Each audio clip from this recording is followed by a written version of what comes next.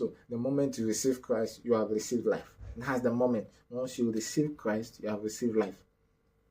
So outside Christ, you cannot receive life. That's it. That's the meaning. So a man has a relationship with God.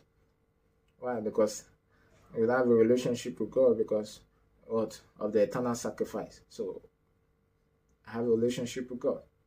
So that's the meaning. So you are not asking Lord, I want a relationship. No, you are not crying that God, I want a relationship with you. If you're a believer, you will not be crying that God, oh Lord, give me a relationship. No, you already have a relationship with God. That's why you have eternal life.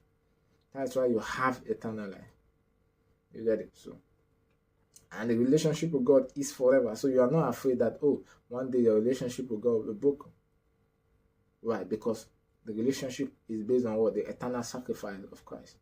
The eternal sacrifice of Christ. The eternal offering. So the eternal offering of Christ cannot be broken. See how solid your relationship with God is. Unbreakable.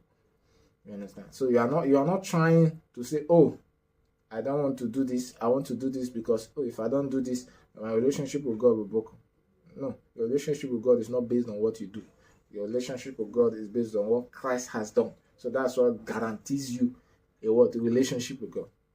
That's why you have a relationship with God. That's why I have a relationship with God, not because of what I do or how I live. No, I have a relationship with God because what Christ has done. So the basis of what Christ has done, that's why I have a relationship with God.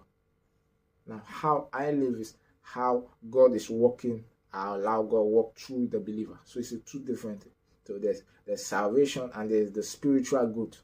How you walk in what you have received. It's called the spiritual growth. Understand? And all believers, the rate at which they grow is the rate at which they allow God to walk through them. You understand? So God does not force himself. Even after living in you, God does not force himself on you. He just wants to what? Walk through you, and grow you spiritually. Yeah, sure. That's it. So we have a relationship with God. Why do you have a relationship with God? Because Jesus is God. If Jesus is not God, you can't have a relationship with God. So it takes God to establish a relationship with humanity. It's not that humanity established a relationship with God. No, it is God that established a relationship with humanity. You could see it. God offered with humanity. So God gave us himself. That's Jesus Christ. Gave us himself. We received. You get it? So you are in what? Relationship with God. You are the beneficiaries of what relation. So that's why we say have a relationship with God.